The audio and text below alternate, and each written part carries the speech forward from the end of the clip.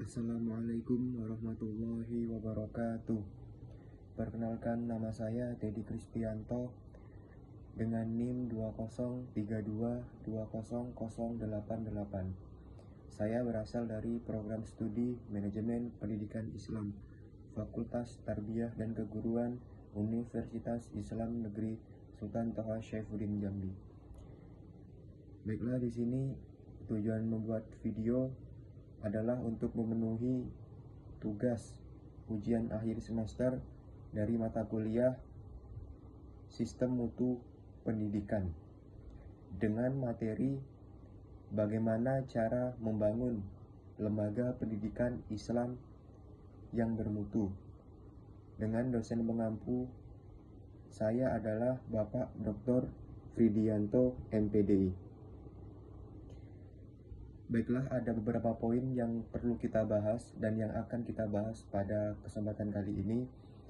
Poin-poinnya adalah yang akan kita bahas mengenai pengertian lembaga pendidikan Islam, unsur-unsur lembaga pendidikan Islam, dan yang terakhir adalah membangun lembaga pendidikan Islam yang bermutu.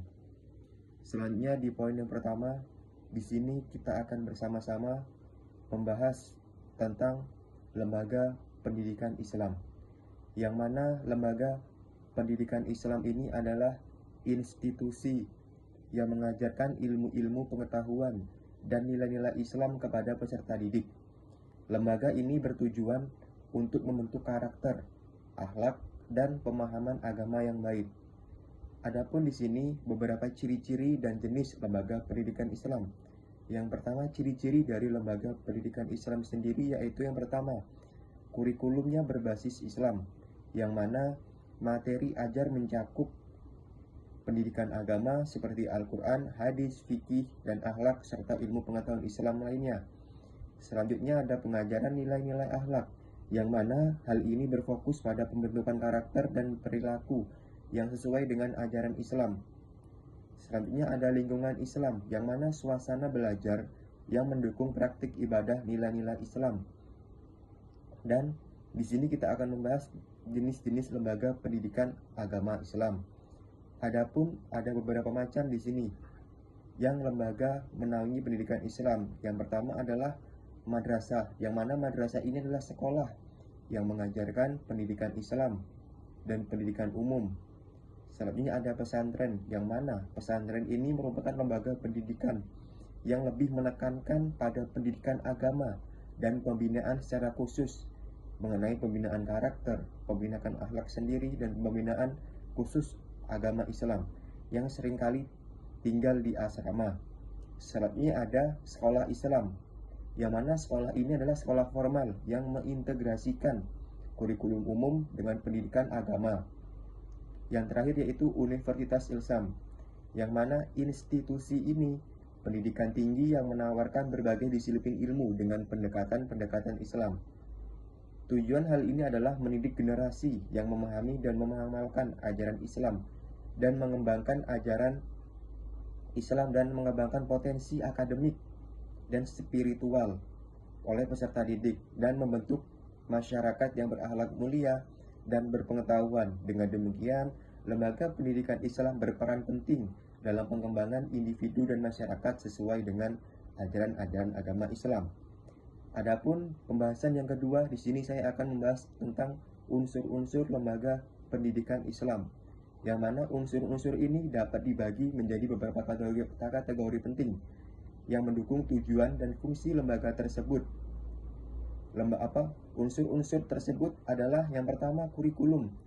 Yang pertama kurikulum adalah yang mana kurikulum ini menekankan tentang materi agama, mengajarkan Al-Quran, hadis, fikih, akhlak, dan sejarah Islam. Adapun materi umum ini membahas tentang ilmu pengetahuan, matematika, bahasa, dan pelajaran lainnya yang relevan.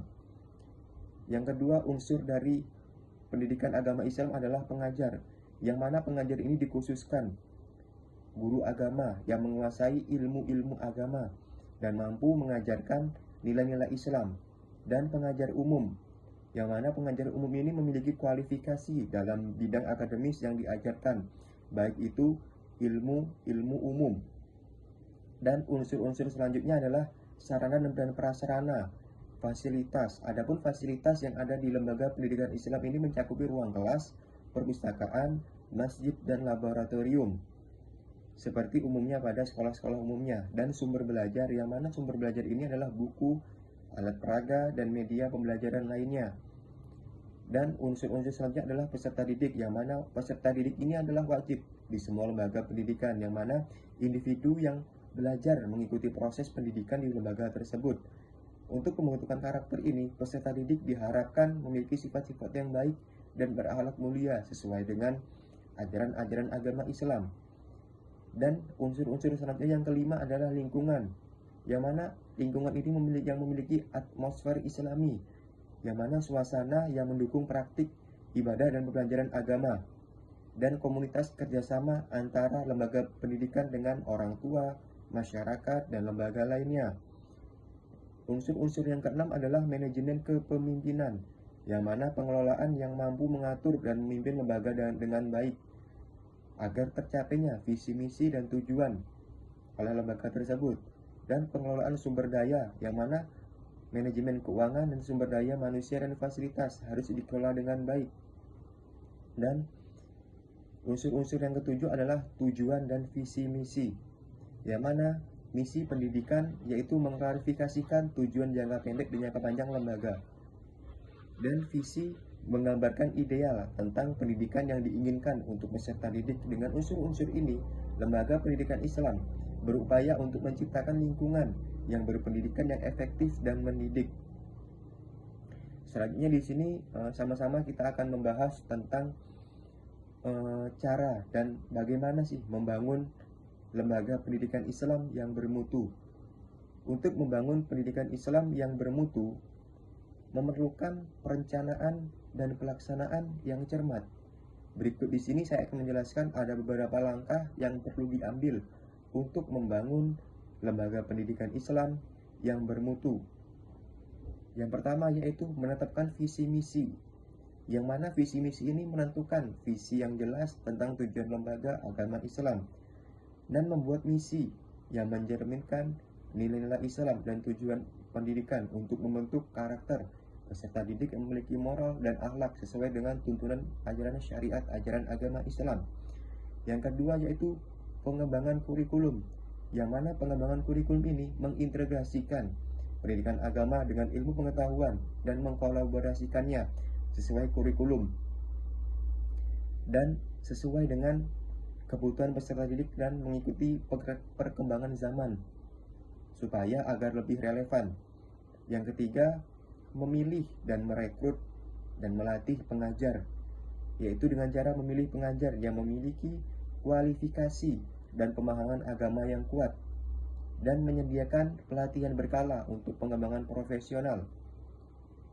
Yang keempat adalah peningkatan sarana dan prasarana, yang mana dalam hal ini membangun fasilitas yang memadai seperti ruang kelas, perpustakaan, laboratorium, membangun mushola sebagai tempat untuk sholat, sebagai tempat untuk kegiatan agama di mushola atau aula.